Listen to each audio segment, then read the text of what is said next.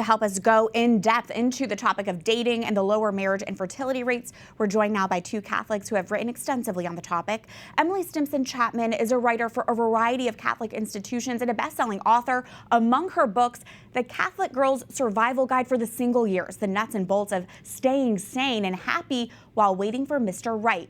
We're also joined by JD Vance, founder and president of Communio, a group that consults with churches on how to solve our nation's family and faith crisis. He's also co-author of the book Endgame, the church's strategic move to save faith and family in America.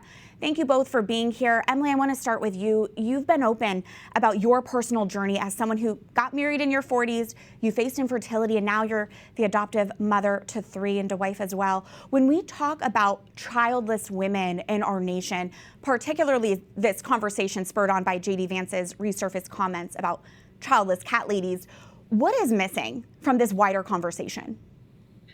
Charity and compassion, which are pretty much the same two things missing from most public conversations. And it's true, we have to have a conversation about this. The demographic numbers are chilling. There are real concerns about why people are not getting married. But when we talk about it, we have to be charitable for all those women out there who are doing their best and seeking God's will and hoping for marriage and babies, but it's not happening. And we have to be compassionate for people who have chosen freely not to have kids and have done so out of their own woundedness or struggles. Like, we need to remember them too and speak with charity and compassion, because nobody's going to listen to us if we don't. Like, if we actually want to reach people, we might not want to call them childless. And it's important context. Pew Research cites the #1 reason people don't have kids is they just don't want to have children. JP, this impacts men as well. You authored a national study on faith and relationships. What are you hearing specifically from single men when it comes to this topic of dating and marriage? Well, a huge factor is, men, there aren't a lot of single men showing up in church, right? In our survey, the nationwide study on faith and relationships, there are 42% more never married women in church on Sunday than men in church on Sunday. When we talk with pastors, or we talk with parish leaders, a big message to us is the local parish, the local church, how are we attracting men into the life of the church? That's a huge need for us. I think of my parents who met and married in 1968, a fairly revolutionary year in our culture. And when they met a few years earlier, they met in a CYO dance that was held weekly at their parish, right? Our parishes used to be places where there was more than just Mass and the sacraments provided. There was a place of community where folks of both sexes could meet, form friendships, and build community. That's really missing in our individual parishes.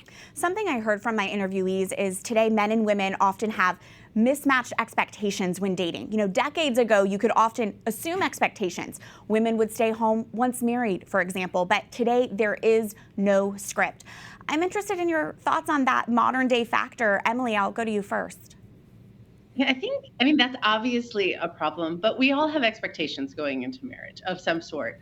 I think the problem is not just mismatched expectations, but holding on to those expectations too tightly. Like, we forget that, you fall in love with a person, not a list, and God calls you to a vocation, not a lifestyle. But for a whole host of reasons, maybe social media, maybe dating app sites, I often see single people going into dating looking for someone who's checking all the boxes. Yeah. And that doesn't leave God room to move and surprise you and set you on a path with a person who is good and wise and kind and maybe doesn't want on the first date to homeschool.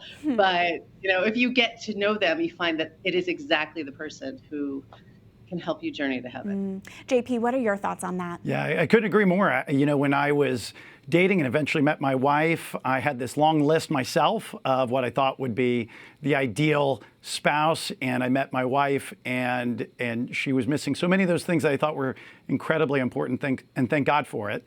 I jokingly, I saw Anastasia Northrup. I was with her in her conference, and when I looked at my own list, I started to realize that the list that I had built looked a lot like me. I was looking for a female version of JP and realized that complementarity was so important. My wife is so different from me in many of the ways that I need her to be different from me, and she's helped me grow so much as a result. Now, I think a big factor that's at work here with these different cultural narratives that are going on can be summarized in this idea of expressive individualism, right? This it's been commented on from guys like Dr. Brad Wilcox and others, where we seek in modernity, we want to seek happiness as its own end, as its own good, and the ancients would have been surprised to see that actually happiness is oftentimes the byproduct of a journey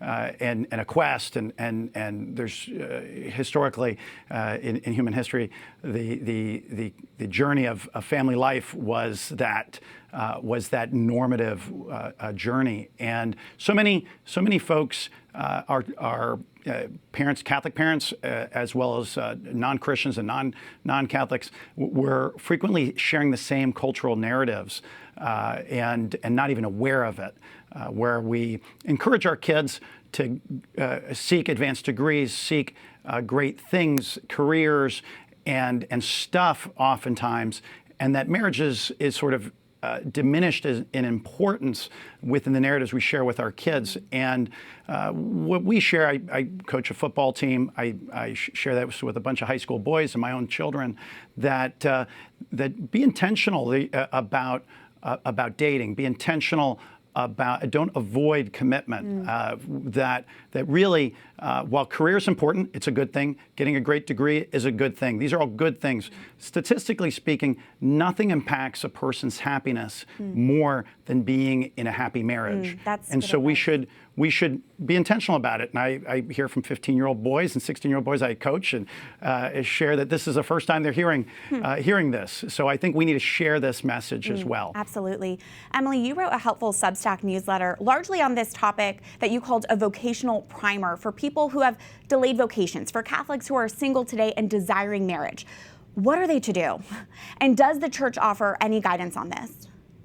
Yeah, the church, unfortunately, the church offers to singles the same guidance she offers to all of us, and that's to do God's will. And during, I spent most of my 20s and my 30s single, and what helped me the most was just always remembering that God's will is in the present. Like God's will is not in some far off future. Like God has a will for me today. Like He has people for me to love today. He has work He has for me to do today. He has things He wants me to learn. He wants me to learn today, and He wants me to love Him and grow in holiness today. And so when you are focused on seeking God's will in the moment and doing what He has for you on that day, God will use that to prepare you for your vocation and lead you to your vocation if that is something that's possible. But really, it's just following the church's advice to everyone. That's to seek Christ first and know that you are being loved in this moment and not just a future day. JP, you've hit on this already, but what should the parish be doing to reverse these marital trends? I think we should take a page out of the Vocations playbook around the priesthood. I think there's a vocations director in almost every diocese being intentional about thinking through the encouragement of priestly vocations. The real vocations crisis, statistically speaking, is marriage. There's the number of priestly ordinations is down about 38%, as you shared earlier in the segment. The sacramental marriages are down nearly about 72% over that same time frame. And there's a lot at the individual parish that we can and should be doing to encourage community amongst heterogeneous groups, married and single, building. I think one of the things that we do is when we work with the parish, we think about building that living room in the parish, the type of events where there might be a dance night. You bring in a dance instructor, you bring in singles, you bring in married, you allow people, you have something substantive shared at that session around relationships, and allow people to meet each other in person, outside of these apps, outside of online interaction. We need real, authentic person-to-person, flesh and blood community. The parish can and should be the place for that. We can't just we can't throw up our hands at the local parish. We can't curse the darkness and throw our shoes at the TVs. We got to own the problem in our own parish by being the solution locally. Absolutely. Emily, we have less than a minute, but I just want to give you this last question. I'm just struck by the hard truth that no one is entitled to marriage and no one is entitled to children, but it can feel for so many like Jesus isn't listening to them. Can you just reflect on that for a moment? Oh yeah, I mean, I totally felt that way for so long. I was like, Lord, I did everything right. I followed your commandments. I lived my life the way I thought you wanted me to live it. And there's no husband. And then there was a husband, but no babies. And it was an important moment for me, not just to realize that husbands and babies are gifts, they're not rights, but that gifts aren't just the things we want. You know, I thought God wasn't blessing me when I didn't have a husband, and I felt like he wasn't blessing me when I didn't have babies, but he was blessing me through all that. Like infertility is one of God's greatest gifts to me, because I wouldn't be the mother to my children if not for it. All those single years were a tremendous blessing because they prepared me for the life that I'm living now. And so just to see, like, it's not just about rights and gifts, but it's about blessings, and all the hard stuff is a blessing too, even though it doesn't feel like it in the moment. Well said. Well, Emily and JP, I'm so grateful for you both in this robust discussion. Thank you. Thank you. Thank you, Catherine. Thanks, Catherine.